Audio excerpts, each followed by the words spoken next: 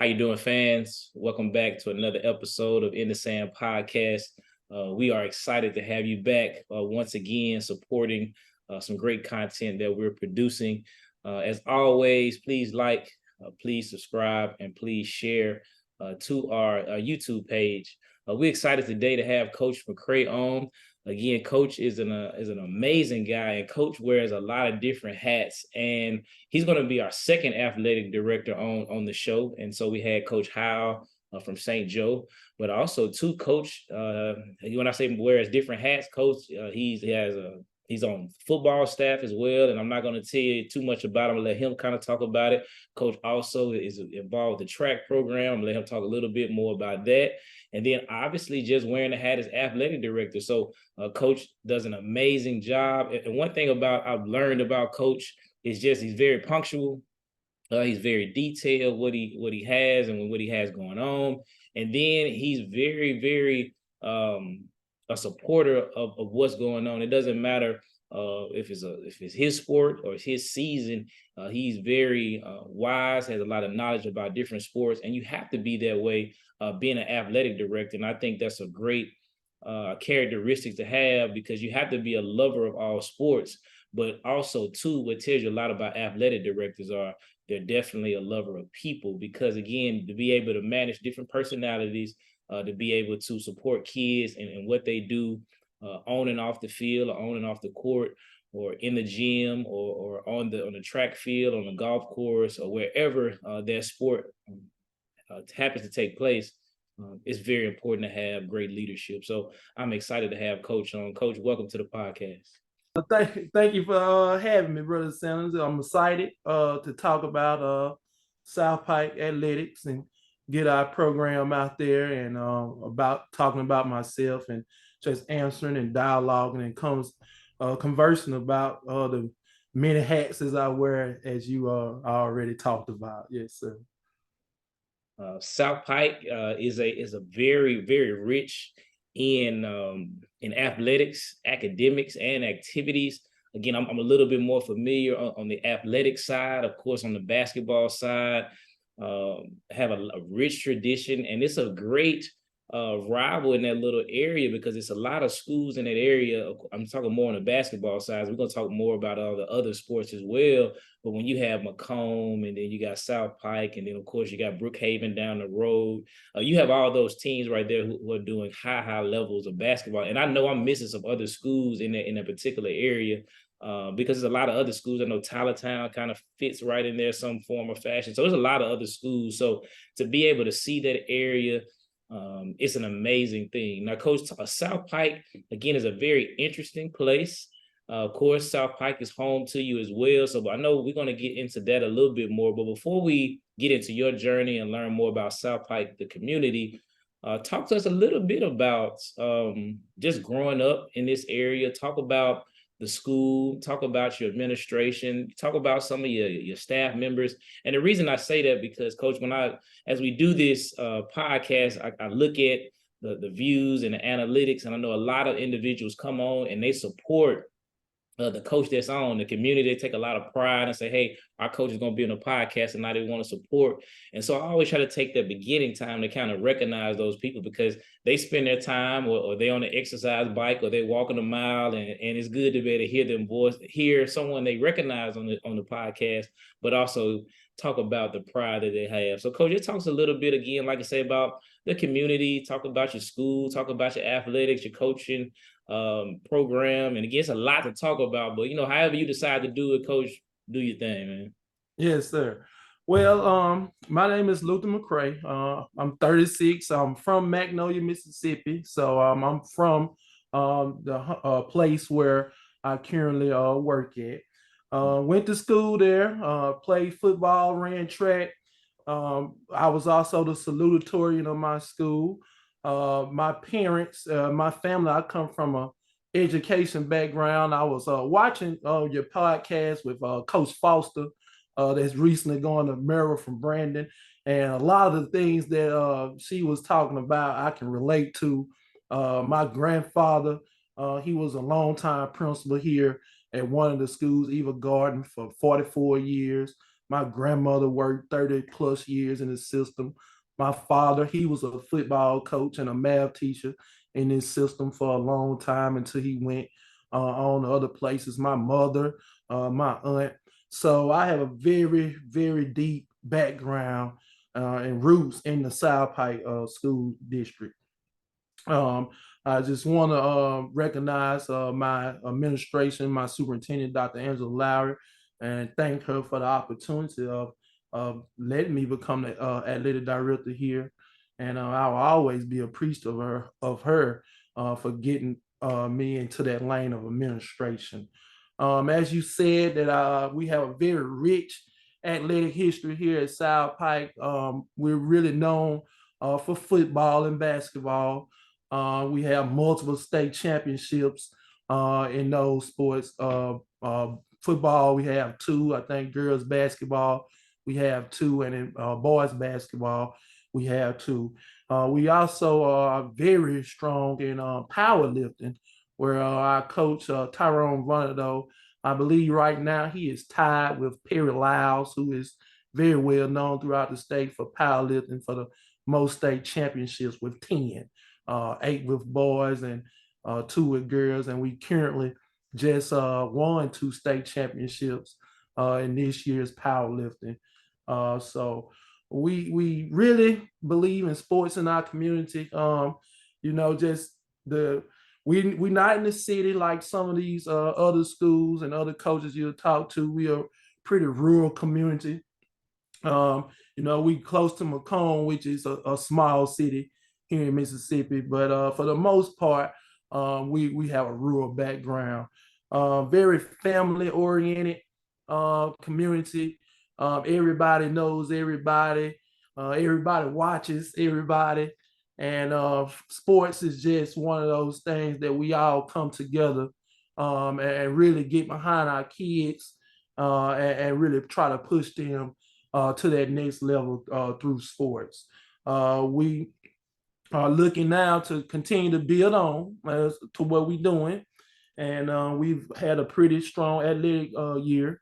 And, we just want to continue to grow stronger and get our brand out there. That's one of the things we probably struggled with in the past, but now because of technology and, we're trying to modernize some things, and we're slowly but surely getting our message out there that, we have something to say when it comes to Mississippi sports and athletics, and we hope to continue that, and we're not going nowhere as long as I have anything to say about that. So yes, sir. Yes, sir.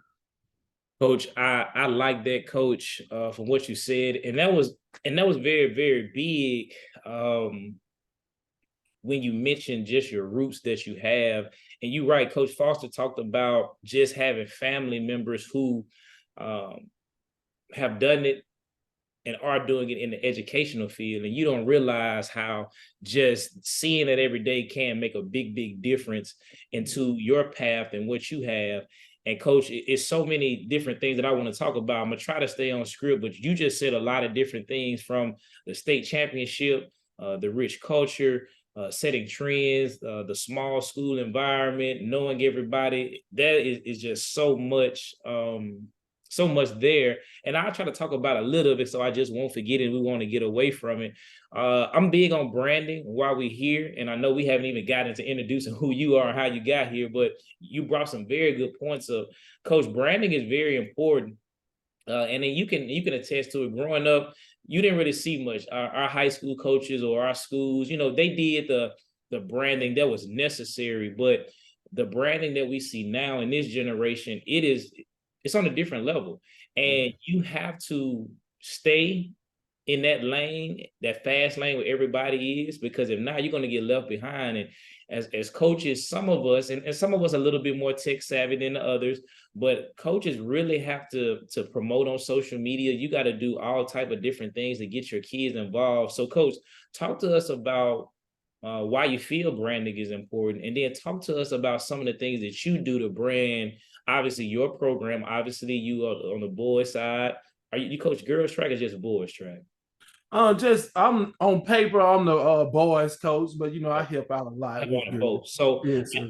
I kind of figured that because especially in smaller schools, but then I just think that coaches should work together. So just talk about how you brand obviously the program for track, and then how do you go about encouraging or influencing your other sports that you are over to brand their program and brand their product as well. Well, speaking to the importance of branding, 10 years ago, being in college, I went to Mississippi State University. And so that was one of my introductions to, a modern, um, how can I say it, a modern athletic department, using different things. I graduated from high school in 2005. So it was a lot of the infant stages of social media. So seeing that grow and how, perception is everything with anything that we talk about.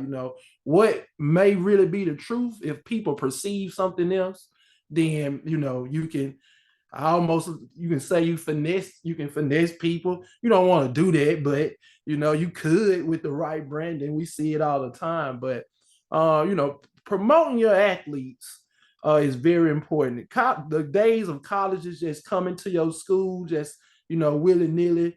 I know you see it a lot with basketball with AAU. They'll rather go to AAU camps now than just pop up visits to your school searching for talent and athletes.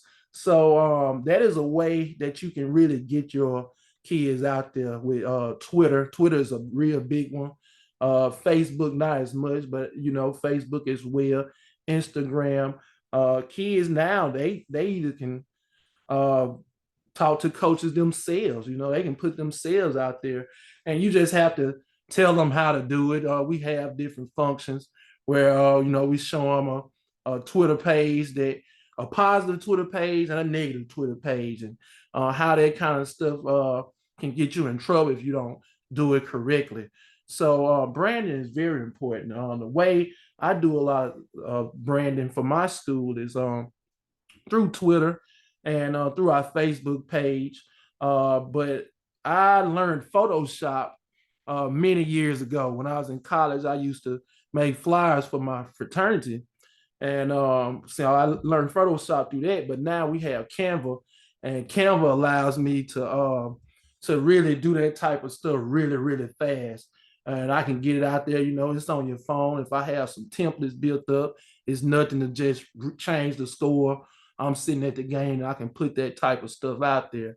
And in today's information and media age, it's important to get that stuff out quickly to parents, to other people. Brandon Shields, he's a guy in Mississippi that always promoting kids and programs on Twitter through retweets and stuff like that. So, it's just really important to me.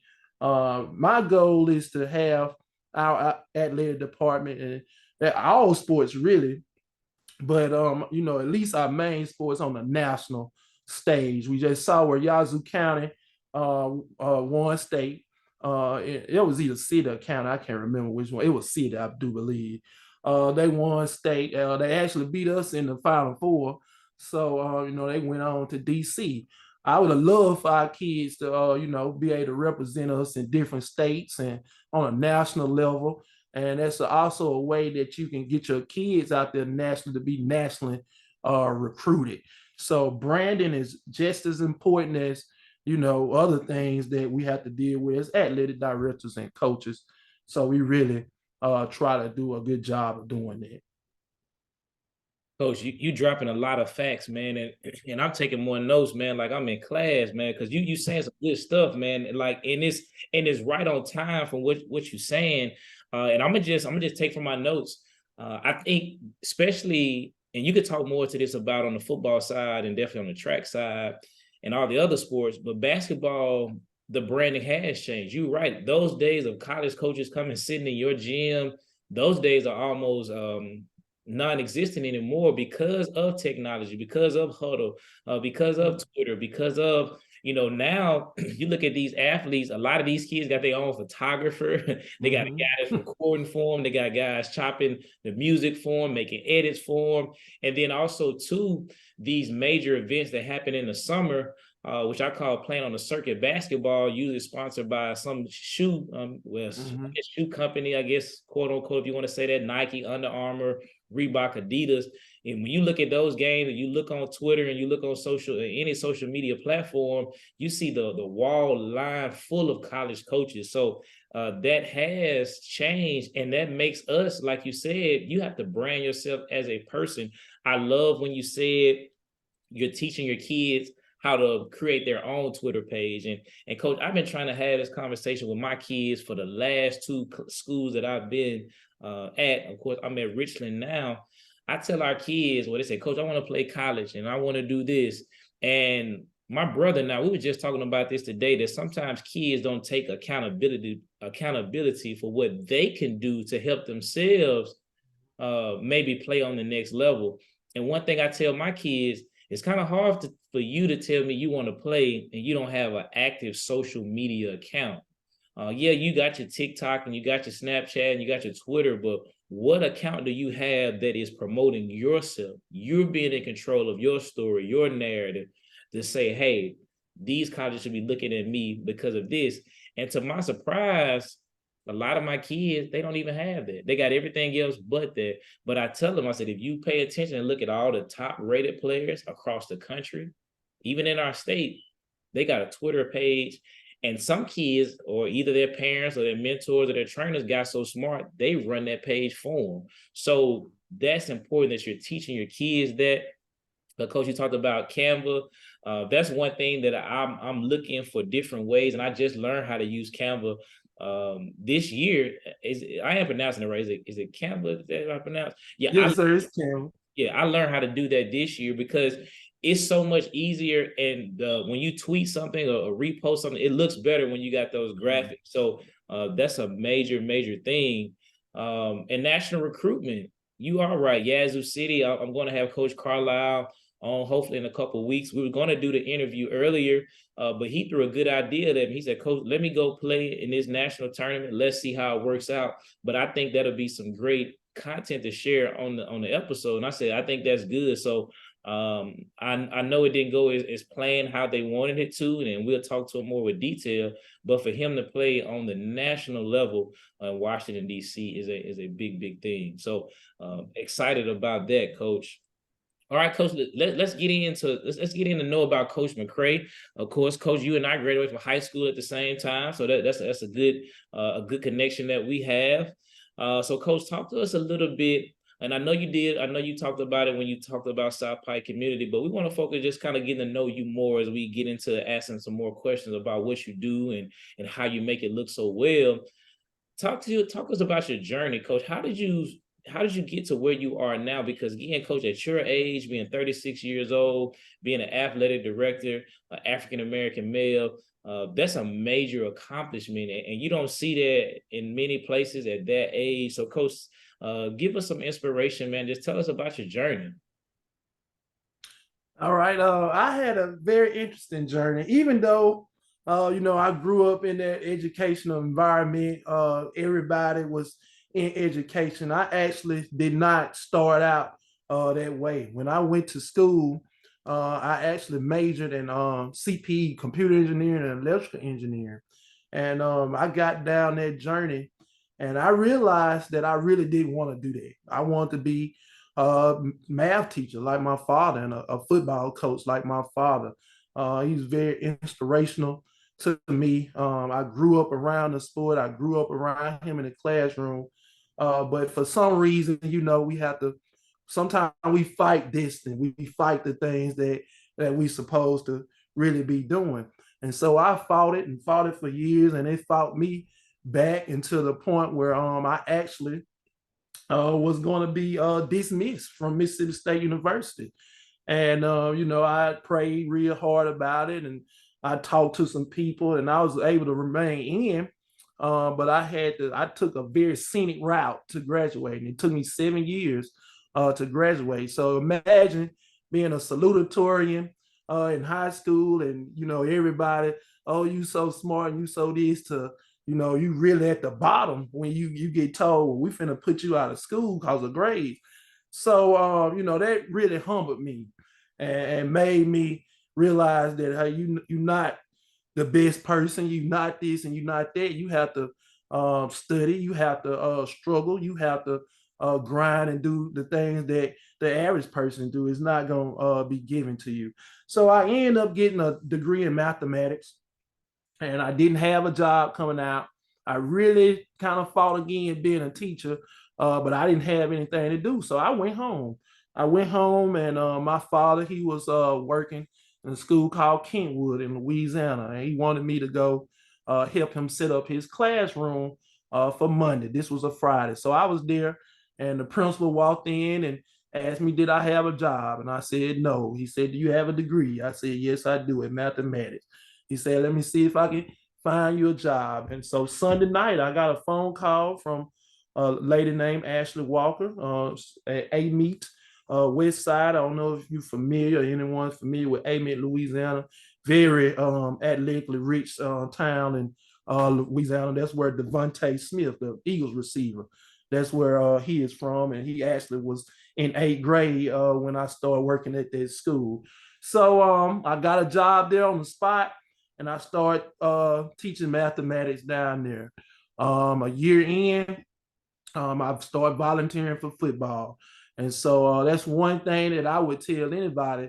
Don't be afraid to volunteer. You might have to volunteer a year, or you might have to volunteer a few years. But if you really want to do it, your time will come, and your opportunity will definitely come in today's market, because they need teachers and we need coaches.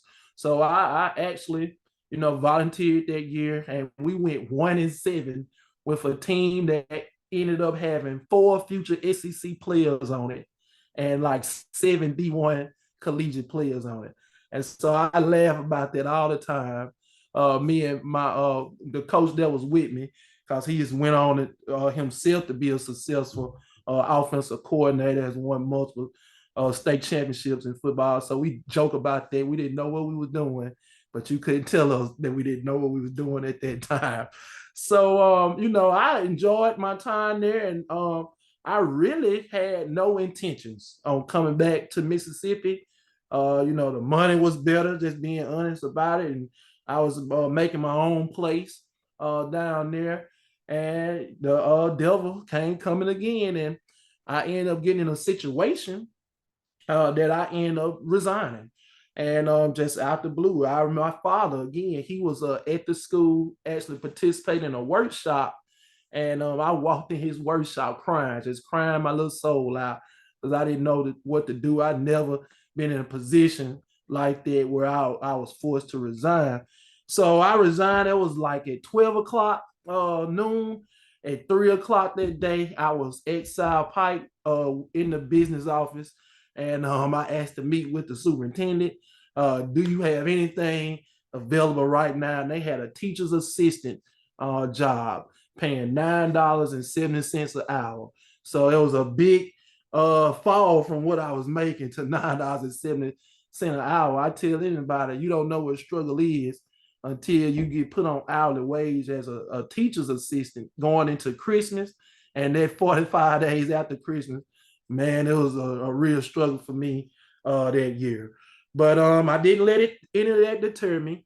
The geometry teacher actually retired in the middle of the year. So I ended up sliding into that classroom. I got certified at the end of that first year. And so I came back the next year fully certified, and I've been there now 9 years. And so I've been coaching there for all those years, football and track. And this past year, we had a vacancy at the athletic director position. And I ended up having my 486. I got my 486 during COVID. I was just sitting at home, and we wasn't really doing nothing, as teachers. And an ad popped up on my computer. Do you want to get your master's degree online? And I said, well, I don't think they'll accept me because I barely graduated. as it was. So I just put an application in, and the Lord worked His magic, and they accepted me on a probationary status, and I ended up graduating with a 4.0 in that program, and so that's how I got my administrator's license. So all of these things I feel just kind of divinely happened to lead me to where I am now. I really believe that it is my destiny to come back here and do this. I've had opportunity to leave and go to other places for more, for a better financial situation. And I've always turned those situations down because I just really feel like it's my destiny. The knowledge that I've gained once I went off and come back, I need to give to these kids because they don't have, you mentioned about being an African American. Like Coach Foster said, it's different as an African American, you teaching a state tested class or subject area class. And so, with me teaching math, and I'm able to share my experiences where they see me, oh, Coach McCray, he's so smart. I know his life was just easy and just a clean road, but sharing with them all my many struggles, that really motivates kids, and I think they take that to heart and willing to do a little more for you when they know that you're a genuine person, you got their best interests at heart, and you won't abandon them just for opportunity. Not saying that getting opportunity is bad. I never say that, but I just really feel like this is where I'm supposed to be, and the Lord has blessed me to be an administrator role and just to help out the kids of my community locally and abroad. I'm not opposed to helping kids at Macomb, even though we have a rival at North Pike or any other school in the area. So that's just really, my background. So yes, sir. Coach, that's amazing, man. And again, Coach, you keep dropping the notes, man. I can't even get to what my script but this is just God's blessing because I'm gonna kind of go back through some of what you said, but this is gonna really help a lot of people out. And one thing that I do like about our podcast, it gives us an opportunity to, as everybody says, to share your story, to be transparent. And I think that sometimes our kids, and you saw it, and I think sometimes people who want to get into coaching, they think you got to be perfect at this, Coach. And you talked about your journey at Mississippi State. It didn't necessarily go how it was planned to go, because again, you coming out, from your school, being one of the top in your class, you probably had all the honors, academics, probably from all those different things. You go to Mississippi State, and then it doesn't necessarily work out, but you keep on going. And I've been saying recently, keep on making plays. And so you take care of that part. And that's something that you can share with your kids. You talk about being a volunteer, trying to get into coaching. Some people feel that maybe volunteering maybe is a little bit underneath them, or volunteering, I'd rather go ahead and get in and make some money and go ahead and set my career up. And that's great too. But if you're not blessed and fortunate enough to go ahead and jump in and start volunteering, to start getting paid, you should volunteer.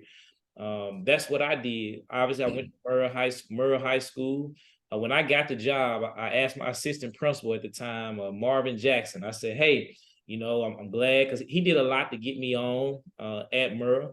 And my main thing was, hey, I want to get on that basketball staff. I want to get on the basketball staff. He kept saying, hey, we'll worry about that basketball stuff later. Just focus on getting you a job, getting you settled. But he was telling me that because they had already gave the assistant coaching job away anyway. And so I volunteered, and I wanted to be there. Prior to even becoming an official member or an official employee of Jackson Public Schools, I had already volunteered 1 or 2 years with the 9th grade team at Murrah High School. And then before I graduated from Jackson State, and this is a story I haven't told a lot of people, but my parents really invested in me. Like, I really wanted to see if coaching was something that I wanted to do.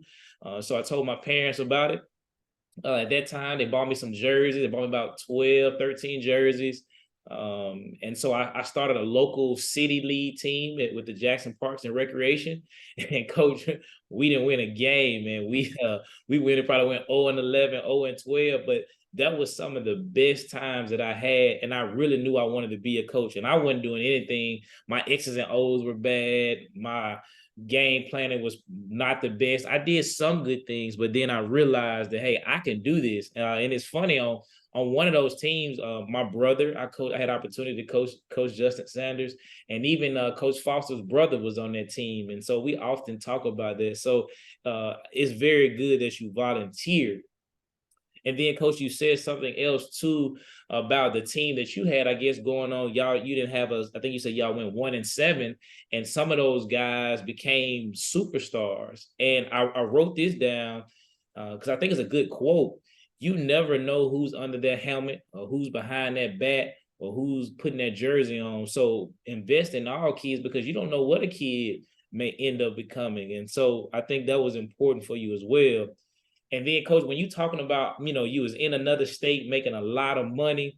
I know other states pay well. My wife, she is with consulting, and she makes a good salary here, but down in New Orleans, she can make almost 3 times more than she's making. So I can just imagine, the money you were making at that time, and then to be able to be removed from there, and then have to backtrack. Well, I'm not gonna say necessarily backtrack, but come back to your roots, take a teacher assistant job on an hourly wage, and still stay motivated and still keep going. I just thought about that, and I'm shout out to our teacher assistants. We got to find a way to get them paid more, because just like an assistant coach, and of course you know it, Coach, we both been assistants before. Your assistants sometimes carry the weight, carry that load a lot. So to pay them what they give them, hopefully we can find a way to figure their part out. And then, Coach, you're back home, and you said this, and it's going to lead into my next question. You're at home, and going home is important. And I think about Coach Foster and her statement, and we talked about off camera about some of her decisions going back home, and she's going to be back on in a couple of weeks, maybe in a month, to talk about how the transition is going back home to Murrah. But we talked about that. How do you go back home and be successful? Of course, we had Coach Moncrief on a couple episodes ago, and she is going back home to be at Brandon High School. And of course, Coach, you're at home. And sometimes going home creates challenges, because for some reason, the people at home don't accept you, because they still see you as that kid that's walking the hallways, or that kid that's walking down the street going to the store. And they can't separate the teenage person from the adult person. And so sometimes they don't even give you the benefit of doubt. Sometimes they're even more critical on you than you really deserve.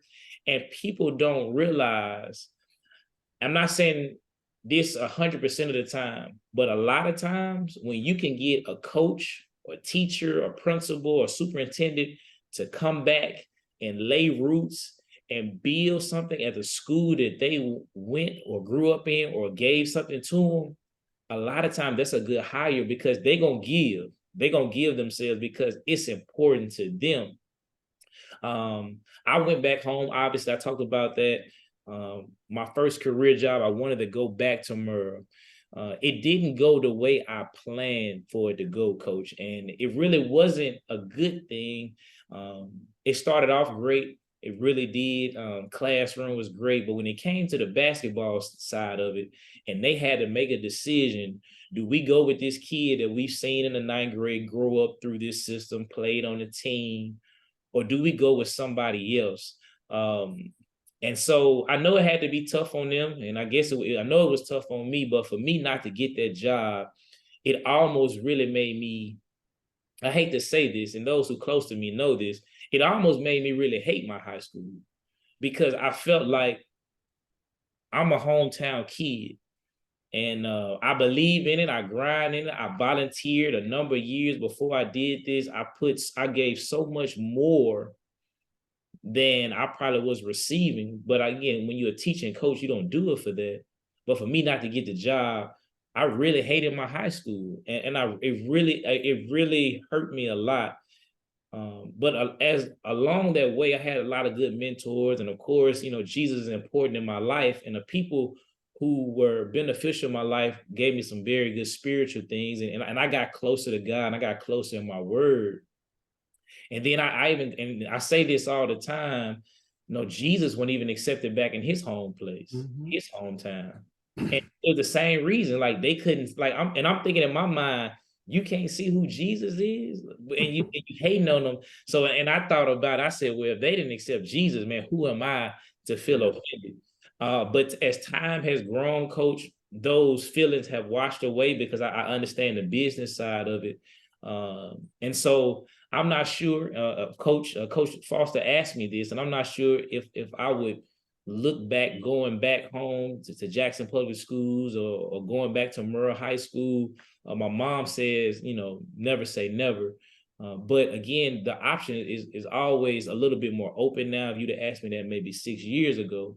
Now, I said all that to say, just to paint the picture, talk to me about going home and the difference that you feel like you are making as the athletic director. Coach Sanders, you touched on a lot of good things about going back home. A lot of true things, and I hope I don't be too long, but I want to tell you a story about how I got back home. Another part of it.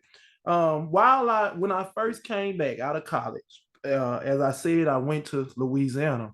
The first year, I did not coach in Louisiana. However, I knew the head coach at South Pike at the time. He seen me in the store. He knew that I was interested in coaching football and everything, know my parents. So he asked me to come volunteer. So I was excited, okay? Talked with my administration at my school. She agreed to let me out around 2 o'clock each day to travel up there to coach, to help coach. So it was a good situation starting out. I was coaching back at home. At the time, we was in a low point athletically at South Pike.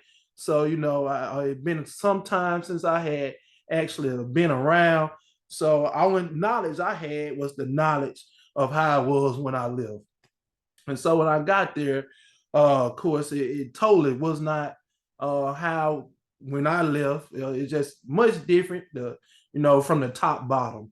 And it was a very tumultuous time, the time while I was volunteering there. And it actually ended with me having to leave again. A kid said I did something that I did not do, and it was proven I did not do it. But because I was a volunteer, I wasn't a certified teacher there. It wasn't even a discussion with me. They just said that I couldn't come anymore.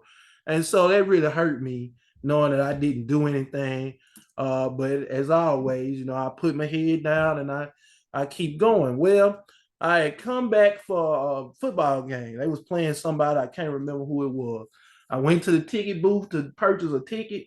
They wouldn't let me purchase a ticket. They said they was out of change and could not sell me a ticket. And I thought that was just a very strange, situation. I was like, well, can I just leave the money and I can come pick up the change? So I don't have to worry about the change. Just take this $20 and let me go in the game. And they still wouldn't do it. So I went around to the pass gate. I know the people on the pass gate usually didn't pay for games, but I just wanted to contribute, and I didn't want anybody to say they let me in the game for free. So I went to the pass gate and asked the man, could I get in the pass gate? And he said no. And I said, well, I'll give you the $20 that I was going to get a ticket booth. He still wouldn't let me. And I didn't know at the time the superintendent was sitting out there watching the game on the outside of the gate. So he saw me talking to the people and trying to get in. So he interrupted and he asked me, he was like, why do you think you need to be in the game? And I said, well, sir, I don't know you. So I'm just trying to get in the game. I'm from here and I worked here in a capacity. My family from here, we don't put a lot of hard work in the South Pike. So, I want to go in the game.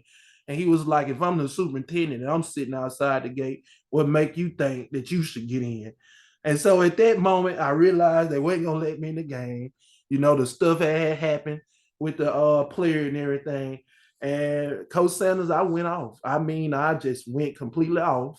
I cursed the superintendent out, and I said, I wish that y'all never win another game again. I hope for the demise of this program. I said that.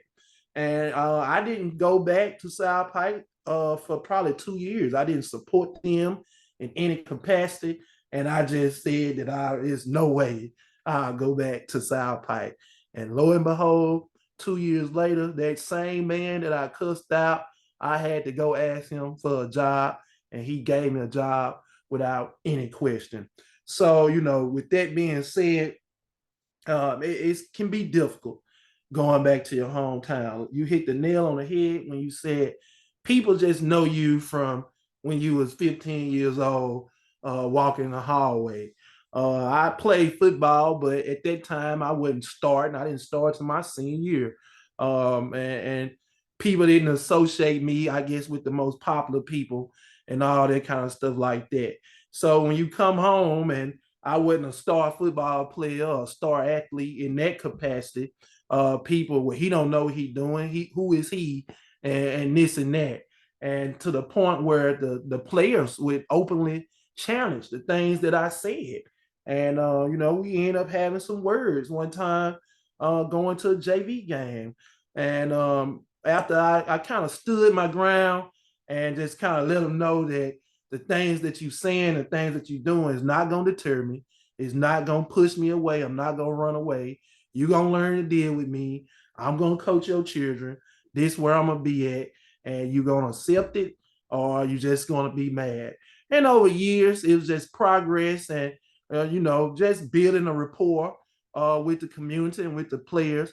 I tell anyone, you have to build some type of relationship with these people if you hope to lead them to the things that you want to lead them to. You know, children today, they're very wise to people that's not really formed, and wise to the fact that you can be here today and gone tomorrow, and they might be live through that in their life. So it's hard for them to you know, to show love and really latch on to people because they don't want to get hurt. And I understand that. And so just over my 9 years of being here, I think I've done a great job of building that rapport. Now, it's some things I could do now that I couldn't do back then. It's some I can talk strongly if I need to talk strongly to kids, and they understand why I'm talking strongly to them. The parents understand why I'm talking the way I talk, telling them the truth. I don't really sugarcoat a lot of things. You know, that's hard. And that's hard for any new coach that go to a new place, whether it's your hometown or not your hometown. So, you know, like I said, over the years, it has got much better.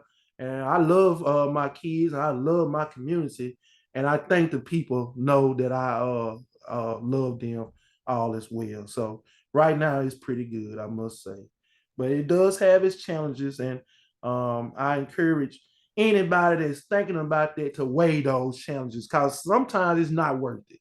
You know, I've known people to come back and they didn't last a year. They didn't make it 2 years because the pressure was just too much. And, you know, another thing about being at home is people really monitor your activities and what you're doing. So you have to be careful who you hang with. Some of the people that you grew up with all your life that you really love and adore, you might can't hang with these people because of what they do and what people associate you with.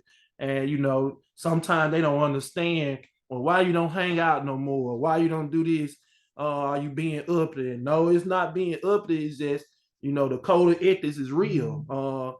Administrators really, you know, that's a big thing in Mississippi, following that code of ethics. And you just have to maintain a positive attitude and a positive perspective of yourself so you don't fall in any other traps of being back home. Coach, I'm glad you went into very detail with that and was very open with that. And one of the biggest things that I took from that story is learning how, you have to be careful of the relationships that you have and making sure you don't tear those relationships, because that same conflict you had with that superintendent, you have to go back and mend that relationship and make it work. And I always try to tell our kids, because in this generation, our kids are taught to cut people off, counsel people. Mm-hmm. And it's crazy to see kids be disrespectful to administrators, teachers, or grown people, and they just go like it's just an everyday thing. And I tell them all the time, these same individuals that you're talking to in the classroom in any kind of way, or you talking to a coach a certain way, or you talking to your boss a certain way, you're going to eventually, that's going to come back and you're going to need those individuals. And we have to learn. And when I say we, I talk to the kids, I talk to them as a we. When I talk to them as a group, you have to learn how to manage your emotions. Because I know they grew up in this area where it's okay to just say whatever and we'll live with the results. No, it don't happen like that. And so it's good you was able to speak about that and then move to an area where you can say, hey, I probably could have done this differently, and then go on from there. So again, I'm glad you spoke to it, because there's a lot of coaches. There's a lot of coaches that want to go back home. And the only thing I would say, I think timing is everything. I think what you just said, I think if I maybe would have, and it was hard to say because when you're a kid, and like I never really wanted to be a teacher growing up. I never wanted to coach. So I felt like if I'm going to do this, why not go back to where I started from? And so I probably, and I'm not sure if it's accurate or not, I probably have to talk to more people like yourself. I don't know if going back home maybe should be your first stop. I think maybe you have to have a lot more things in line before you go back home. Because again, I started teaching them at 22 years of age. So again, I was young, didn't have a family, was married, fresh out of college. So maybe I could have maybe came back at a later time. Maybe maybe I needed to grow up a little bit more. Maybe they needed to see me in a more grown position. Maybe they need to see me with a little bit more experience. Maybe that makes a difference. But you said it, timing is everything. And sometimes, coach, that may not be enough. So coach, athletic director, your leadership, again, I like your 4 principles that you go by. And then before we kind of get into time to talk about some more sports things, I like your 4 principles, or your 4 pillars for your program. And I'm looking at them now: academic success, facility improvement, and modernization, keeping everything modern. And you talked about that with just being at Mississippi State. Student and community engagement, and then professional development and collaboration. And it's crazy, coach, before we even talked about this, you talked about this already just in natural conversation. So I know that you believe that wholeheartedly, because throughout this conversation that we've been talking about, you have embedded it into your conversation in some form or fashion. So real quickly, we can get into some more sports things. Talk to me about why these 4 are your pillars for athletic success, which can lead to academic success, but athletic success for the South Pike athletic community. Well, the biggest ones, the academics and modernization of our athletic department. I'll speak to each one. Modernizing our athletic department. When I say that, like we talked earlier about graphics. I see other programs. A lot of times, smaller schools, they look at the bigger schools, Madison Central or Tupelo, the big 6A, future 7A schools. And they think about, they have the best of everything. And they instantly think of money, but it's not always about money. The graphics thing, Canva is free. Now, I do have a paid account, but you can do most of the things that you need to do for free. It does take time.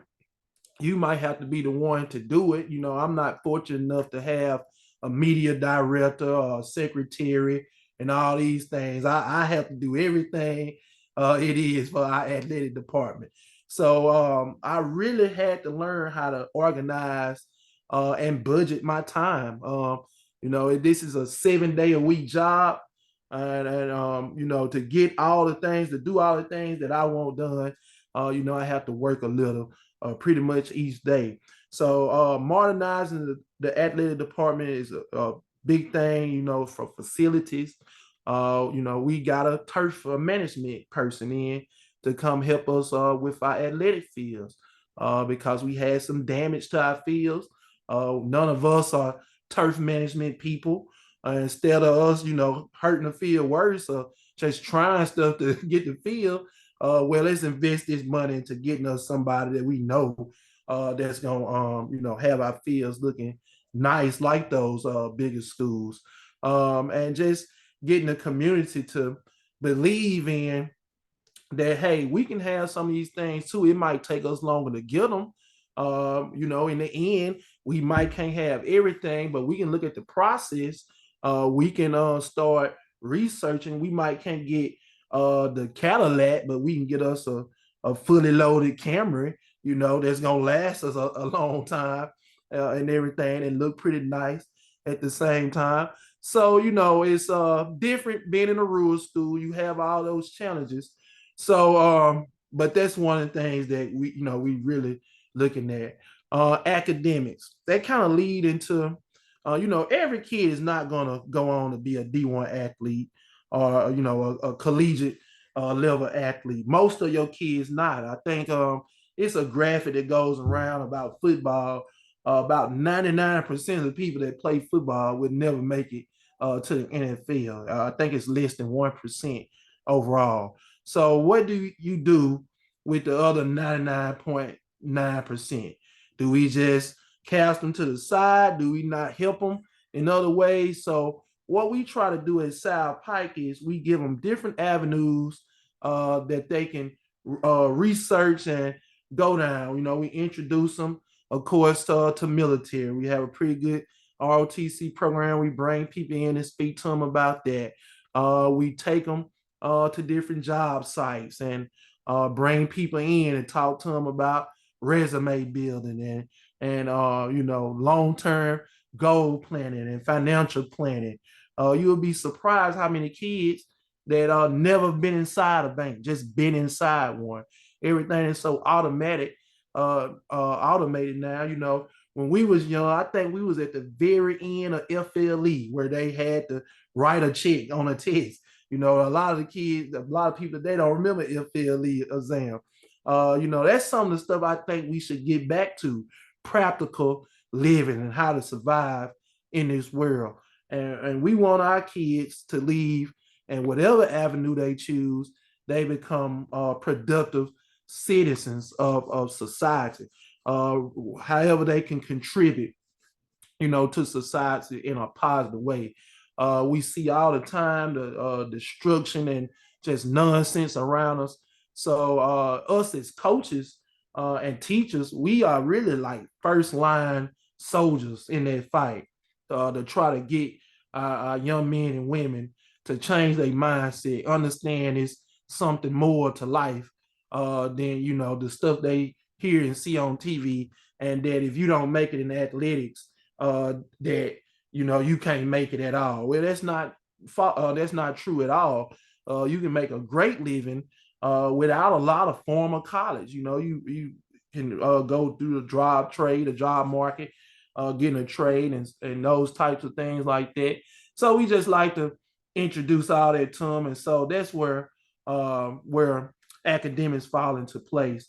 As far as supporting our coaches and the professional development of them, I'm a person, I really believe the job of a head coach, or most so, I guess, an athletic director, is to, one, support your coaches, however they need support.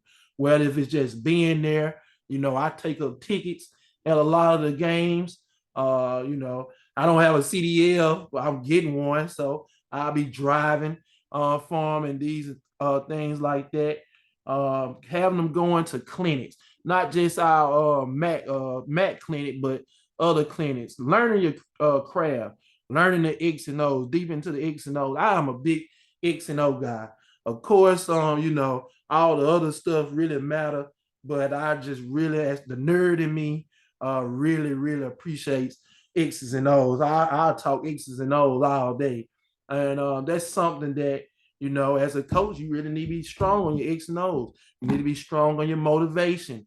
You need to be strong with your emotional intelligence, because the things, we kind of went through when we was coming through, you can't really do and talk like that to kids today.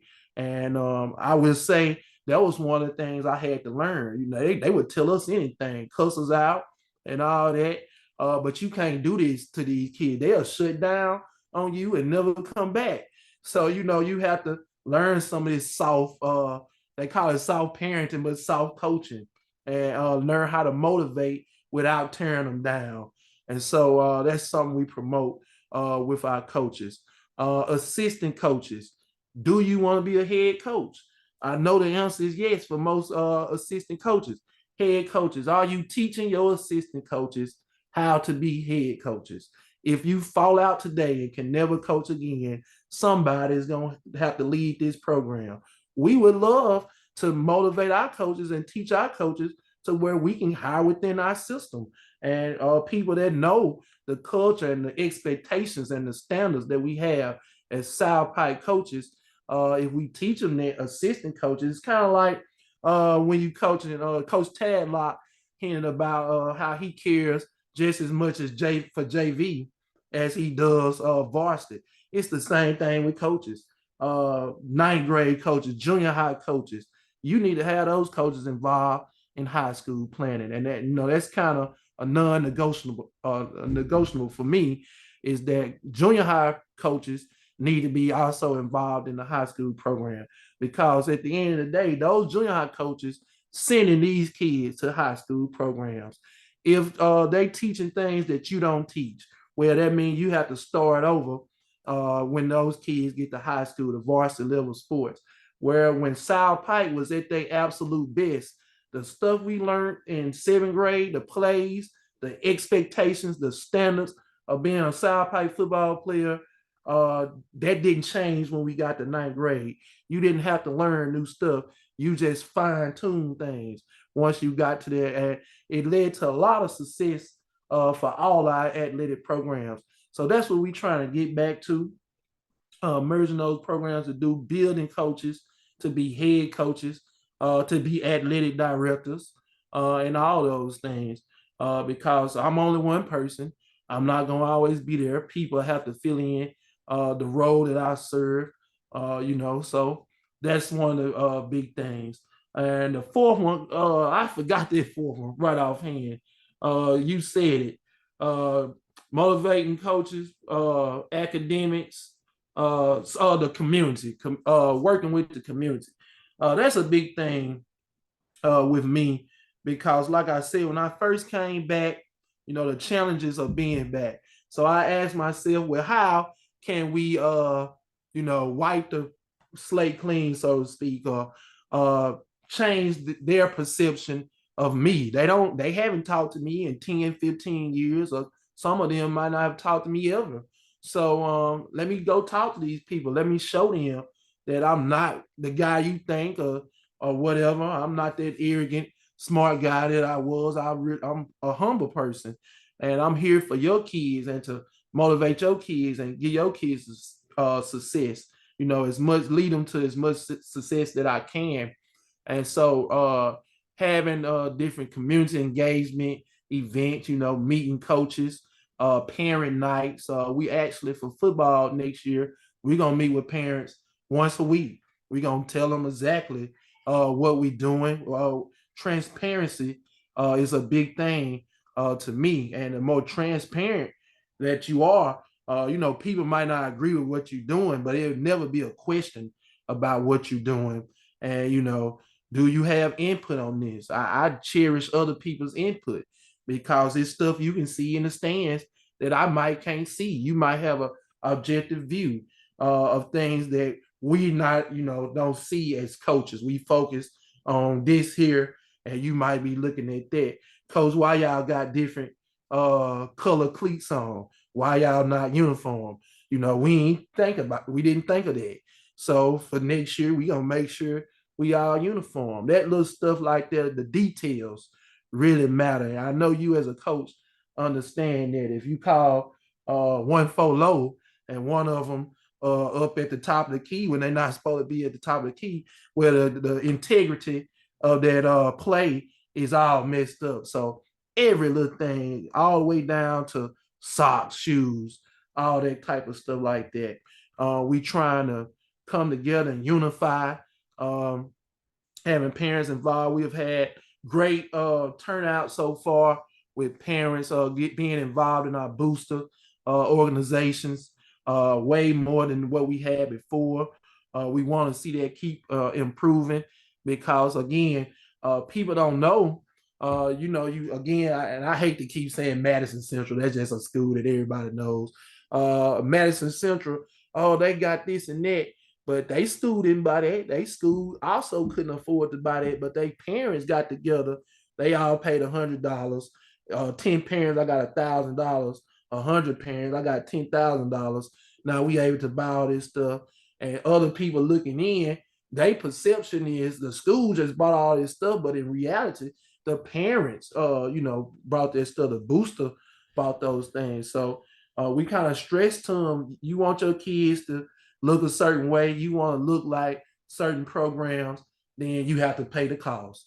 And it is a cost, and it's a cost by coaches, it's a cost for players, it's a cost for the community at large. And so right now, I feel like we all paying the cost in our own ways that we need to. And I think we're going to blossom to be a well-known athletic department in our state in the very near future.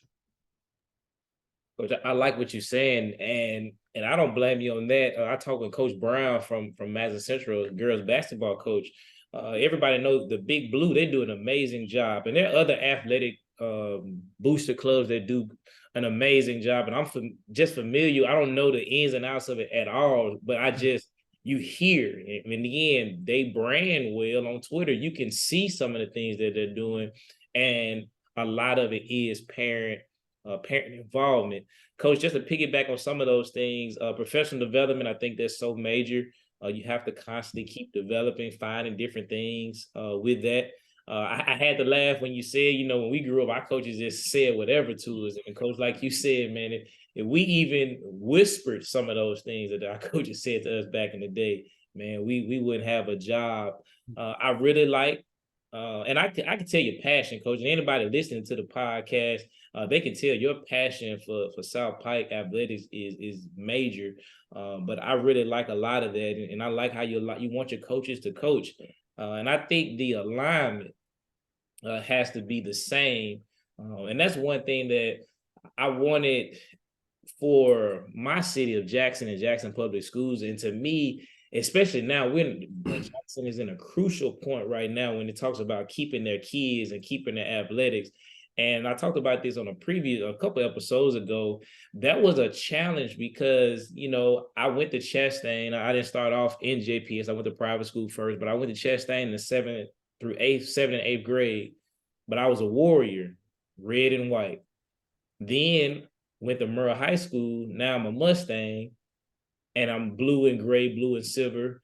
And so there's no correlation. Yeah, we know that's our feeder school and we go there, but also too in Jackson, and I know this happened a lot of other places, the kids that are in middle school with you, some of your peers go to different high schools. Because I know at one time at Chastain, some of our kids went to Callaway. Some of our kids went to Murrah High School. It just depends on certain things. So if you can find a way, and it's tough in Jackson to be able to streamline that, especially in this pivotal moment now in Jackson, because I heard one of the coaches in an interview saying in Jackson, they're trying to keep their athletes. And when I was growing up, and even before then, to hear that wasn't even heard of. But a lot of it is because it's not necessarily streamlined. A kid can go to one elementary, develop pride here, go to middle school here, and then go to high school here. So I think it's important to build that continuity from 7th through 12th grade, and even you can start in the 6th grade. and that'll help out so much. So, Coach, that talks a little bit about our athletic director side of it, Coach. Of course, you're on the football side. You work with the defensive backs. So just talk a little bit about your role as in football. Of course, I know you all talk about your head coach in football. I know you're in making a transition on that football side. Let's talk a little bit about that. And then, Coach, I want to just talk about, you can just transition into your role as the head boys track coach. And just before we kind of get into it, of course, Coach has had a busy spring so far. Of course, he talked about powerlifting. They won 2 state championships there. The baseball team has made the playoffs, hasn't been done in 14 years. Coach with his track program. You can tell Mississippi High School Association is trying some things to get junior high more involved. So we got a major track meet that'll be coming up. So Coach is doing a lot of good things. I kind of wanted to make reference to that. Again, shout out South Pike. And Coach was going to say this, so South Pike fans, don't be mad at Coach. He didn't forget it. He just left that for me to say. But I wanted to throw that in. But now, Coach, again, talk to us about football at South Pike, your role, and then talk about what you do with your track program. And then we'll transition to our 2-minute drill questions. So go ahead, Coach. Talk to us a little bit about those things. All right. So as Coach Sanders said, I'm also the defensive back coach at South Pike. That's what I started coaching when I first came. Well, actually, I coached defensive line, and I coached it for a couple of years. We had a change in staff, change in head coaches and defensive staff, and they asked me to coach defensive backs. Now, I didn't play defensive back. I had no prior knowledge of coaching defensive back, but like all the challenges I've received in my life, I just went forward with it, and I talked to different defensive back coaches, and I went and read literature and clinics, and really immersed myself into learning defensive backs. And I would encourage every coach, do not, and I know this is a YouTube platform, do not underestimate the power of YouTube. YouTube, you spend $200 going to a clinic, and they might talk about what they doing. If the wrong school in there, they're not going to talk about nothing they doing because they don't want that school to hear. But you can get a lot of X and O's, motivation, philosophy, all of those things are free on YouTube. So it just takes a little research and sit down and really putting your mind to it. I really believe that none of us as coaches, most of us, I'm not going to say none of us, most of us did not excel in whatever sport we are coaching. We might have not even played the sport or the positions that we coaching. And that's with life and everything else. How do you learn a certain job, or how do you learn a certain activity? You have to research it, read the directions. Somebody got to teach you, something like that. So you have too many people that say, well, he didn't do that or she didn't do that, so how can she how she had the knowledge? Well, just like we get the knowledge of anything else, that's how we gain the knowledge of doing that. But I've been coaching D-backs now for I think about 5 or 6 years, and I absolutely love it. And it kind of helps me with track because I get to work with a lot of the skill position people, and I can kind of entice them to come out and track as well. So like you said, we do have a new head coach, Tyrone Vonado, who is also our powerlifting coach. And Coach Vonado actually coached me. And I was getting to the point when I was in high school, my senior year, I started to burn out on football, and I was going to focus on my academics. But I had a position change, and Coach Vonado coached that position. And I really took a liking to Coach Vonado because I felt like he cared about all players. He coached all players the same, and he really was great motivating you to do things that you might have not thought you could do, or you didn't have the courage to do. And I see this in his coaching still today with the powerlifters. We had people that were not supposed to win their classes in powerlifting meet this past weekend. but they was motivated to do so. You had people pulling personal records that they never did before because I have to win that state championship. I got to do this for Coach Vonado because he mean the world to me, and I just got to get this done. And so that kind of led us into the decision to make him the head football coach as well. I really feel like that success from powerlifting will rub off on our football program and bring us back to the level of competition that we know we supposed to be. He has been a mainstay on our football program for over 20 years, has coached numerous college level offensive linemen and other players in other positions as well. And just his drive and his work ethic is really just second to none. We joke with him all the time and say, Coach, you never go on vacation. You never stop working. Coach even got a part-time job that he got a part-time job. He's the school counselor and the head football coach. He drive buses for the school. And with all that, he does a part-time job. He's coach. You trying to make just do it all. Don't kill yourself. But that's what motivates him. That's what keep him going. Kids and working. And I know he would just grind and work very hard for our program. So we looking very forward to him leading us.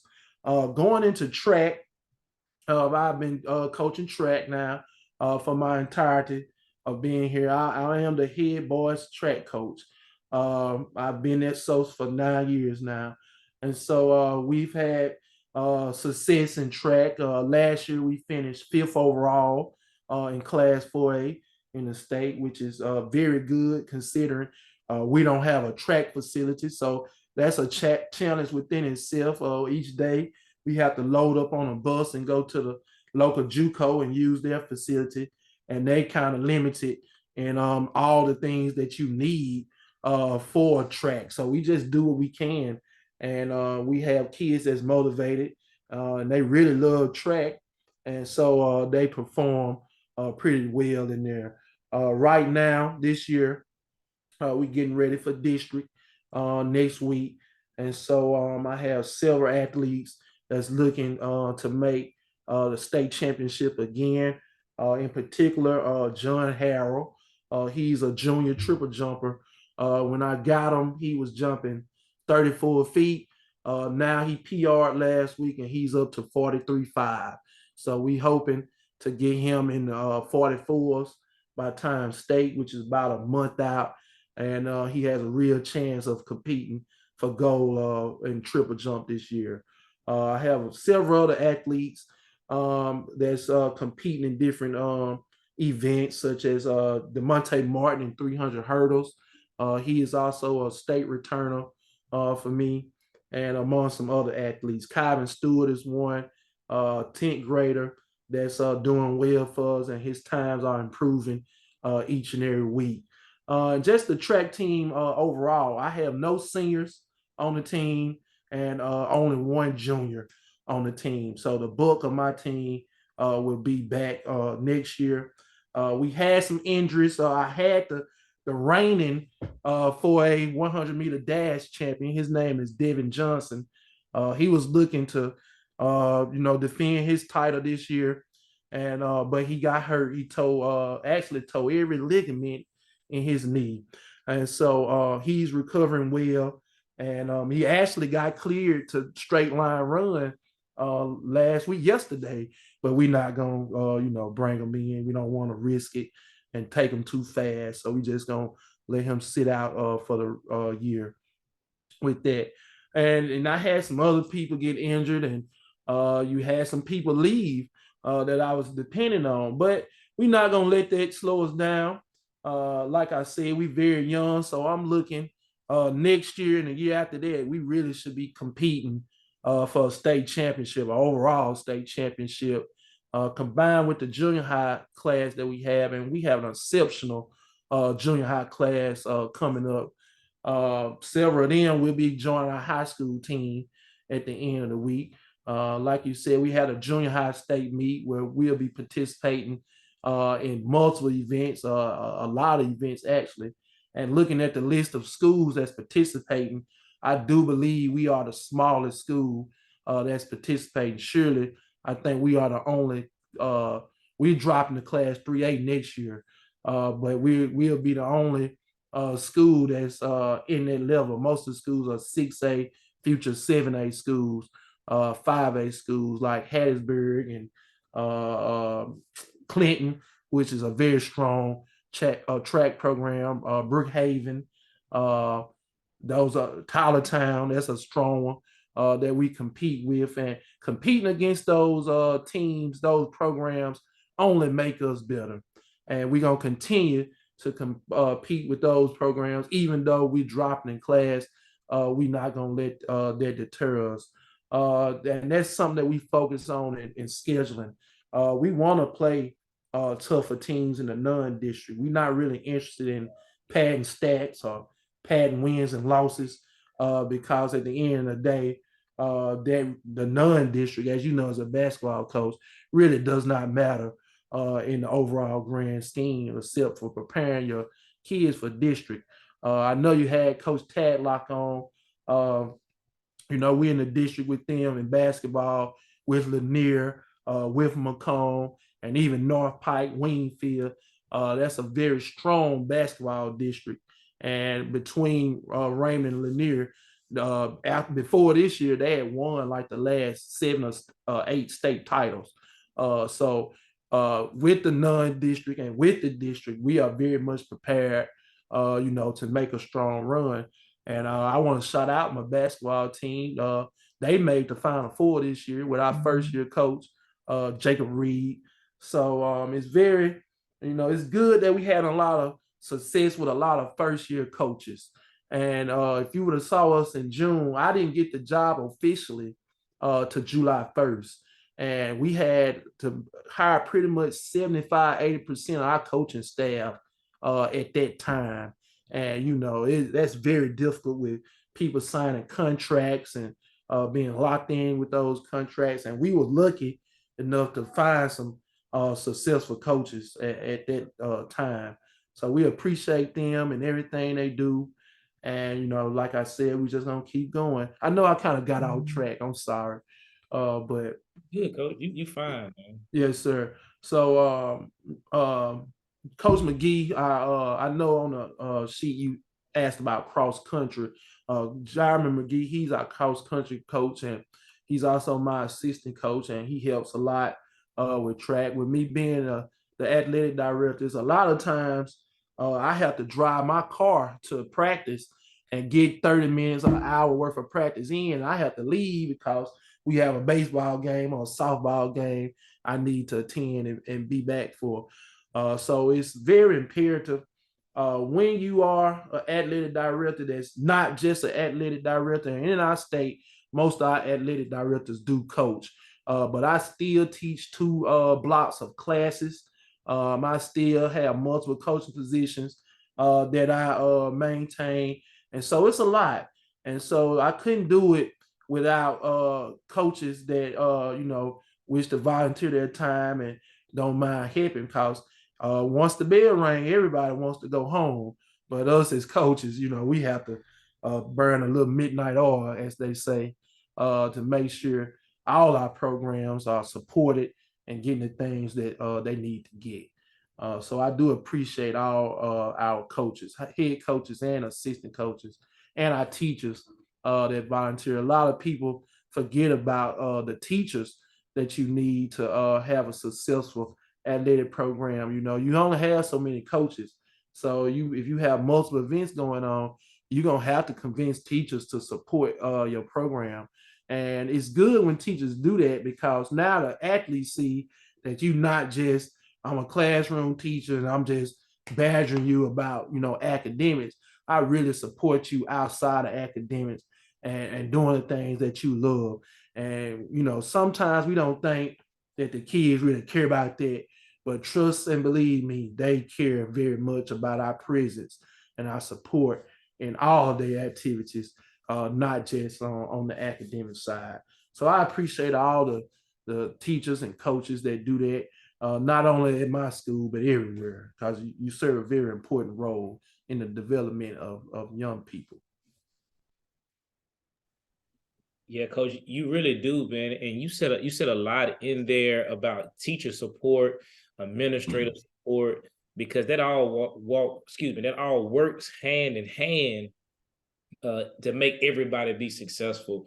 And coach, I'm looking at everything that you have to do, coach, and definitely more prayers for you, coach, because before you have to be able to teach math class, and then also you have to be the athletic director. Then obviously you got the defensive backs, and then you got the football program as a whole, and then you have to, you got track season, and you got to think about it, coach. All your sports you playing them outside, so you out there you go from being in the hot stream weather, Mississippi weather, to this unpredictable winter weather, then springtime, and then of course you don't have a track, so you got to be able to go and travel somewhere else, and then you got to come back and take tickets up and count money up. And coach, we haven't even talked about you getting something to eat, spending quality time with your family, living life. And so, coach, there's more power to you, and just prayers for you. Again, that's what that podcast is for, because you never know what you'll find in the sand. Because when you looking at coach, to be honest, everybody deserves critique, but you don't even know half the story. Like coach might do 1,000 things, literally, or make 1,000 decisions or conscious things that he might make all week, and he still got to concentrate on this game. So all my South Pike community, coaching staff, teachers, man, support what Coach McCray got going on, because even in this podcast, of course, it's about spotlighting him, but he's taking time to recognize individuals, and that's major with that. Coach, you talk about something, and I developed a relationship with Coach Walker at Brandon High School, and she said something similar to what you said, is that she didn't grow up a volleyball player at all, but she has put in the work.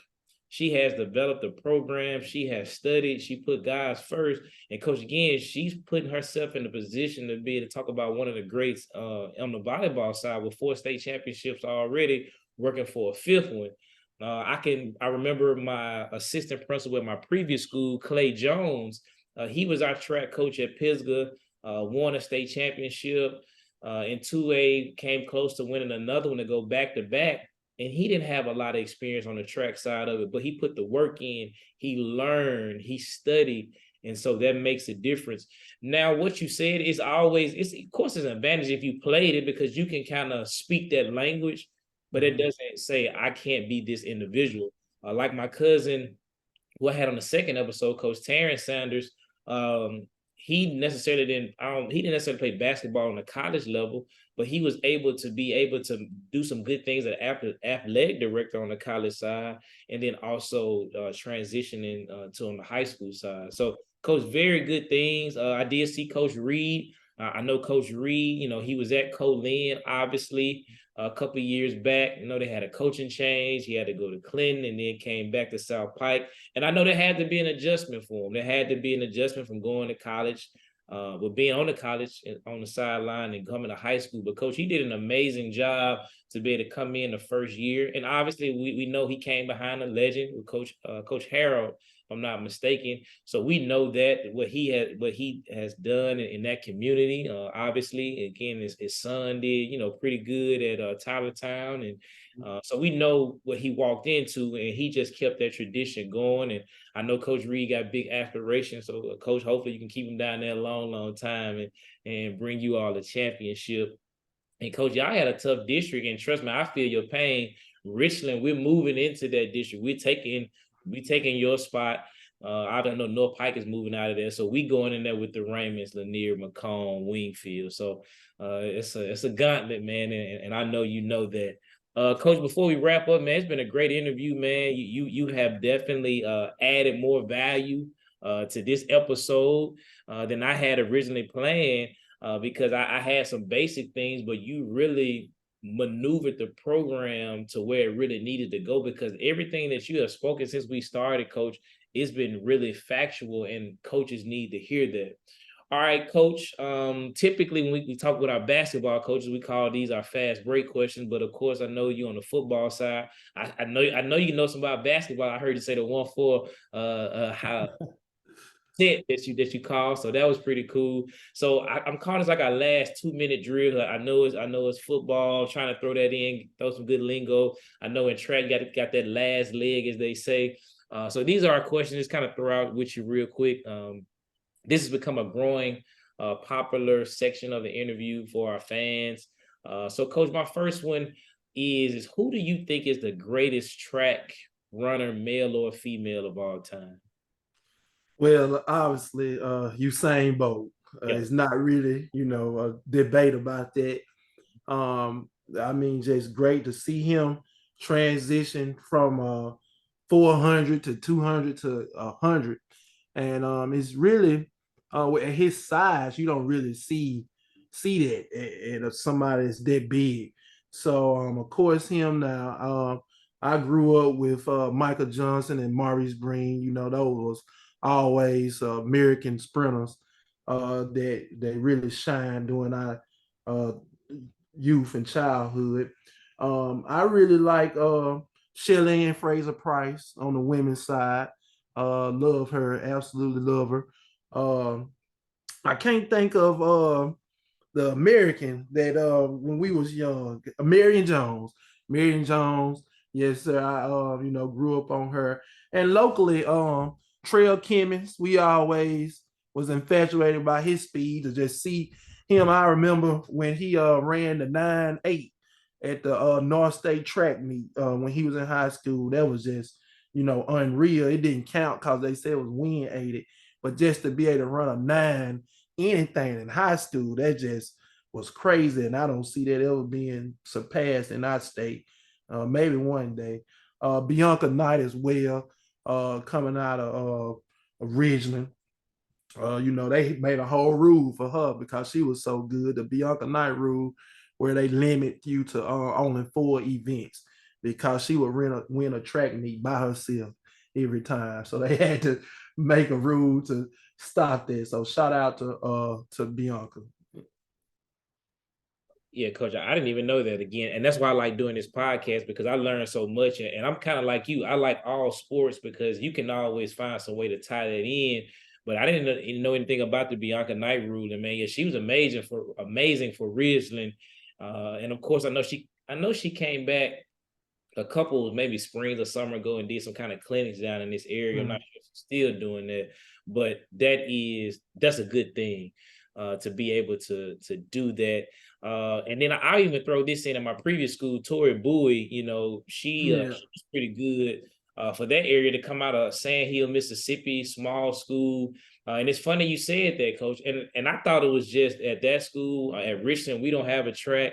And that's something that we have to look at in Mississippi. And I know the financial part is the biggest issue because even if I choose another sport, most schools don't have a tennis court, things of that nature. But it'll be nice if we can get some more tracks, facilities for our schools, because like here in Rankin County, in our school district, we got a couple schools, obviously, that has, track fields and great facilities, but a lot of times we have to bus our kids to those facilities, especially before a big meet. The South State, but a lot of our track coaches here in the state of Mississippi, like yourself, man, get it done. Like find ways to get it done. And be honest, man, I'm a big 30 for 30 guy. I'm a big sports documentary guy. Somebody should do a documentary, and it may be like that in other states. So individual who may be listening for another state, y'all can kind of chime in on the comment section below.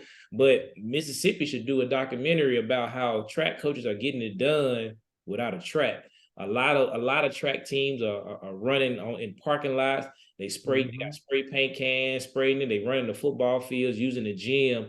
So that's amazing. And I know these supposed to be our fast questions, but I just had to stop and say that. All right. So to get back on task, Coach, who's your favorite NFL team?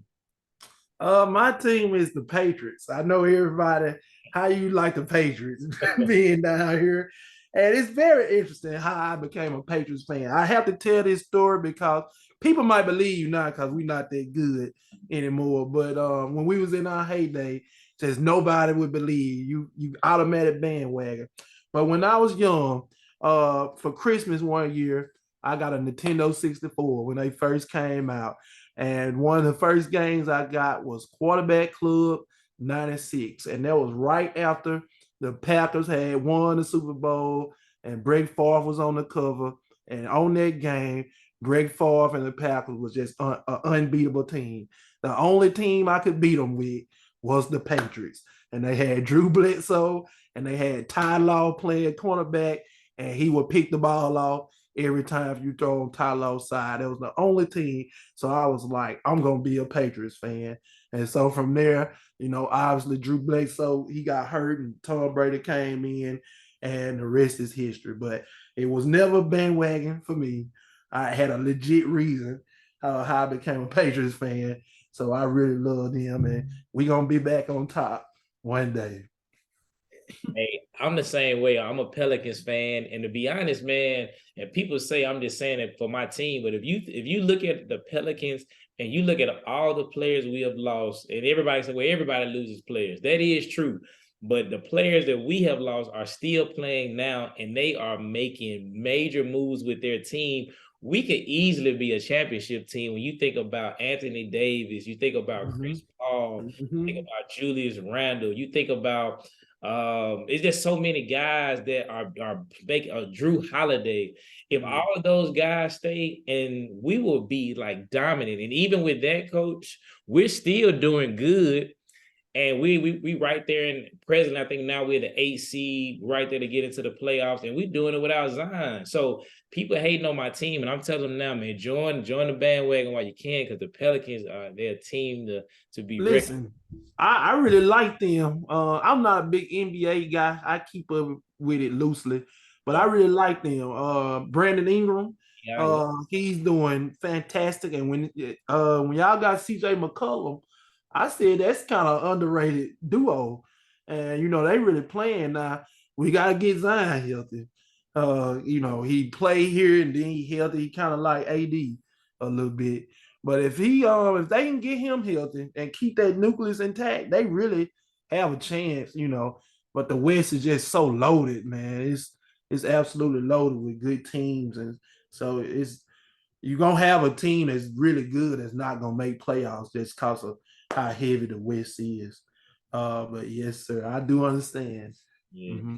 You got to realize we were number one in the West at one time this year. Like, it wasn't close, and like we were beating the best of the best teams, and we were rolling. And so it's just unfortunate injuries that happen. Coach, another question. I'm gonna throw these out there for you. Greatest defensive back of all time? Deion Sanders. All right, best safety. I love Mr. Sanders. I like Ed Reed. I'm an Ed Reed fan. I know people gonna say Sean Taylor. Rest in peace to him. I like him too, but I just really like Ed Reed game. Troy Polamalu, I like his game too, because as a D-back coach, you safeties, you gotta hit people. You gotta come down. It's not just I'm gonna stay back in coverage. You got to really lay the lumber in your run fits. So I really like those guys because they would lay the lumber down on people. Greatest linebacker? Singletary. I really like him. New school, I'm gonna throw one. It's gonna be kind of crazy. People gonna probably look, oh my God, Vontaze Burfict. I know he had his problems and issues, but I mean he would lay wood on you. I remember watching him in college at Arizona State. I would watch Arizona State games just because of him, because he played with just such a violent mentality at linebacker. And you really need that to be successful at linebacker. Now, of course, he go too far sometimes, or where he did go too far. But I really liked his game when he was playing within the rules of the game. Defensive lineman. Reggie White, unstoppable defensive end. New school, I like all the state guys, Jeff Simmons, Chris Jones, Fletcher Cox, of course, Aaron Donald at the top of his game. But it's just amazing to see, those state guys, they really are, top 3 or 4 defensive tackles in the league. So I just really like them guys and support them. Man, a Mississippi State fan, man, they name out all them guys, man. But yeah. One thing about SEC, man, SEC, they produce some guys on the defensive end, man, that offensive line, and across the board. But Mississippi State is good to be able to see that represented. Last question, Coach, and then we'll give you the last segment. If you can, and I asked Coach Walker this as a volleyball coach, I asked her to tell, like, if she had an opportunity, of course, they gave you the money that you needed to do what you wanted to do to create a facility, what would it look like? And I know this is kind of a question that I kind of changed up throwing at you. If you had an opportunity to be able to create an athletic facility that pretty much works hand in hand with what you got going on as an athletic director, as well as a track coach, also football coach, and money wasn't an option, what would a facility look like for you? I'm talking about, man, you got it. You can spend it how you want. Well, I kind of use the base of our facilities at our school. We got what we call a top field and a bottom field. The top field is the football, the playing field. The bottom field, the bottom field is our practice field. And it does have a pavement track. It's very old and broken up, but where it was a road track down there at one point. If it was up to me, I would actually move. When I say move, I would make the new playing field the bottom field where the track is. I would expand that track, of course, to an 8-lane track, regulation track where we can host. And we have a unique geographic setup. It is a creek that runs through there, and it actually has like sand, like it's a beach, pretty white sand next to this creek. I would clear those trees out and let that beach so be like the backdrop of our facility. I would run a road through there. It's we have a old baseball facility where like the youth league used to have baseball games in the past that's not being used. I've actually talked with the city, and we in the works. We want to make that a softball facility. So that would connect the softball facility going right through there. It's probably 200 feet off that track. We have our baseball facility there. We just would need to rebuild the building that they have, put some dressing facilities there to improve those facilities. And that's pretty much it. We have a very fine, I don't know if you're familiar with our basketball facility, but we have a very fine basketball facility called the Willie Earl Jones Coliseum. Honestly, I think it's one of the top basketball facilities in the state. I'm talking top 5 because of it's multi-purpose and all that, very unique building. But I just put a wood floor in there instead of the multi-purpose floor. And people all the time, Coach, put your wood floor in there. Put your wood floor in there, Coach. Wood floor is $100,000. Just getting a wooden floor.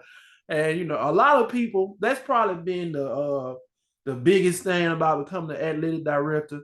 When you just a coach, you ask why I can't get this and why I can't get that, and y'all playing and this and that.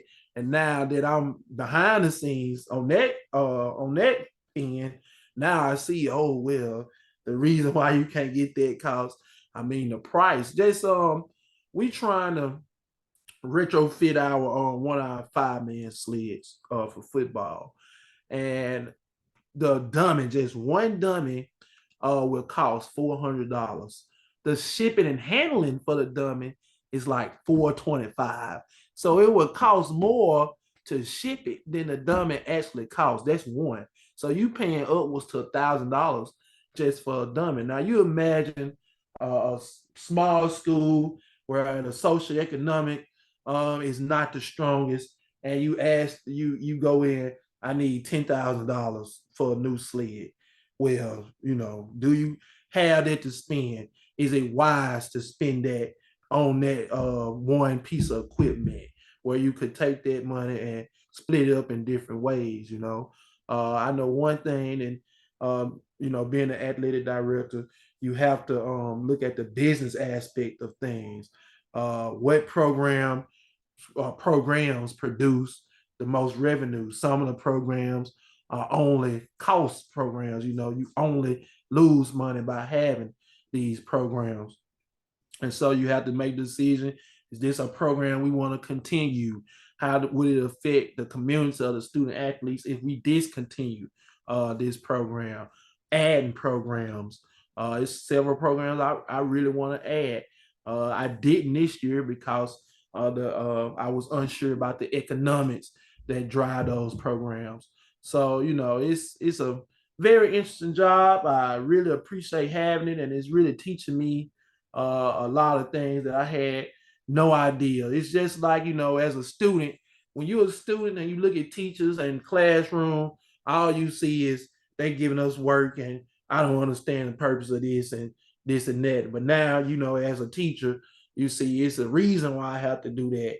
It might not even be what I want to do, but I have to do it because that's what the state regulate me to do. And so that's all. It's the same thing, just learning as you grow. And I appreciate the opportunity. I really do.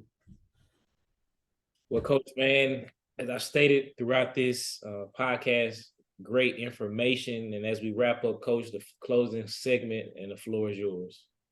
Well, again, Coach Sanders, I want to thank you for having me on to promote our program here at South Pike, and myself as a young athletic director, being my first year. I'll just say a couple things. One big message that I want to put out to all coaches is, and some people say this might be controversial. It's not controversial, but I just have to say it. Coaches, young coaches especially, please get a different certification besides just PE. It's only 2 PE spots at most schools. You might get 4 if you at a large school, maybe. But everyone has a PE endorsement, but it's not enough spots for all the people that have PE endorsement. You might be an amazing coach, winning state title after state title after state title. But if I don't have that spot, I can't hire you. And in my very short time, I've run into that where everyone has PE certifications, but it's no spots. I have a math certification. People told me you get a math certification, that's a golden ticket, and I must say it is.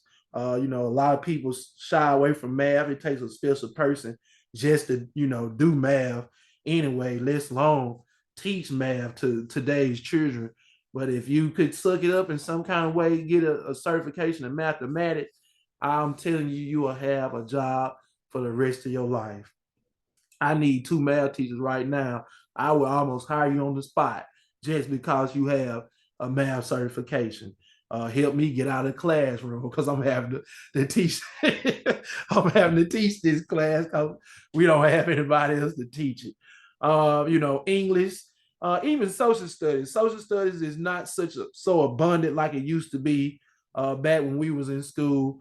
But please get you a different certification. Even if you have PE, try to get something else along with that because it makes you more marketable in the market. Most definitely that. And it's a couple of athletic directors I like to shout out. They help me from different times and people that I look up to. The first being Cheyenne Trussell. He just recently went to Meridian. He was at Starkville and Hattiesburg at some time. And, being an African American, seeing somebody like him that has done it for a long time at the highest levels, at the biggest schools, representation matters. And so when I see that, it's where you can be like that too. I love my school, most definitely. It would take a king's ransom almost to make me leave my school. But you never know. So it's just good to see people be able to work in districts like that. Another person, Africa Moore. I don't know if you know her. She is the girls basketball coach at Natchez High. We went to school at Mississippi State together. I consider her a friend, and we talk all the time. And she is amazing African American woman that I think is going to do major things in our state. And she is quickly moving up the ladders in the Association of Coaches and MHSAA, and I know she'll be at the very top soon as well. So I just wanted to shout out Coach Moore. And so that's pretty much it, Coach. Again, I appreciate you. College coaches, if you see this, come recruit South Pike. We have amazing athletes that's just willing, that's ready to work hard for you. So come on down, 55. We're very hospitable, and we looking for some of our athletes to go on to the collegiate level. I'm not a big super religious person, but I always try to keep God first in my decisions. I encourage those who are believers to do the same. With my story, when it looked like I was down and out, God really brought me through, and He'll bring you through as well. So again, thank you, Coach Sanders, for the opportunity. It was a pleasure. Coach, I thank you, man. I grateful just to be able to have this conversation with you. And yes, Coach Moore, I reached out to her when they were getting ready for the All-Star game. And when we was making communication, she set it up, and then we had a date set. And she said, "Coach, I'm in a booster club meeting right now, and then some things kind of got busy, and she's gonna get back to me. So hopefully she listened. I'm gonna put pressure on you and her. So let's link back up so we can get that interview done, because what you just said, I'm excited to get her back. But yeah, she was one of, when I first started the podcast, and I was trying to draw a good crowd. I reached out to my all-star coaches first, and then she was definitely on that list. And Coach, hopefully, man, I know obviously track state championship is coming up. Obviously, I don't live far from Pearl High School, and one thing that I'm trying to piece together, and hopefully as this brand and this company and this podcast grows, I want to be able to start transitioning to In the Sand podcast on the road, or goes to games, or goes to events, and try to support individuals who have been on the show so far. So hopefully, Coach, I get out there to the track meet, man. I obviously get to meet you, speak, man, maybe shoot a video, take some pictures, just you in action, and really just support you. I really want to stay out the way, because again, you trying to win a state championship. We ain't trying to do media, but I just want to be able to just see, just let my coaches know that I'm here to support them, because again, this is great for me. It helps me in so many ways. It helps me build relationships. I learn, like I take notes, like everybody that I've interviewed so far, I got pages of notes. And so I'm learning the landscape of things. Of course, you're my second athletic director that I had on. And so I'm learning that philosophy of it, kind of interested in maybe doing some athletic director roles. Just depends. So I got a lot of things that I'm working on and trying to do. So man, I thank you for your time. You're a very busy man, and man, I almost felt bad asking you to do the interview. I was like, man, Coach already got a million things to do, and he got this one more thing. But man, you're such a good guy, man, and you took your time out. I'm so grateful for that. So, Coach, man, blessings to you the rest of this season. Definitely, fans, share this interview, share this podcast, continue to like, continue to subscribe. Also, again, I need to do a better job of putting a link to my Instagram page in the comment section, because again, we raise money for different organizations throughout this platform. So till next time, as I always say, be nice, be kind, and we'll see you on next time.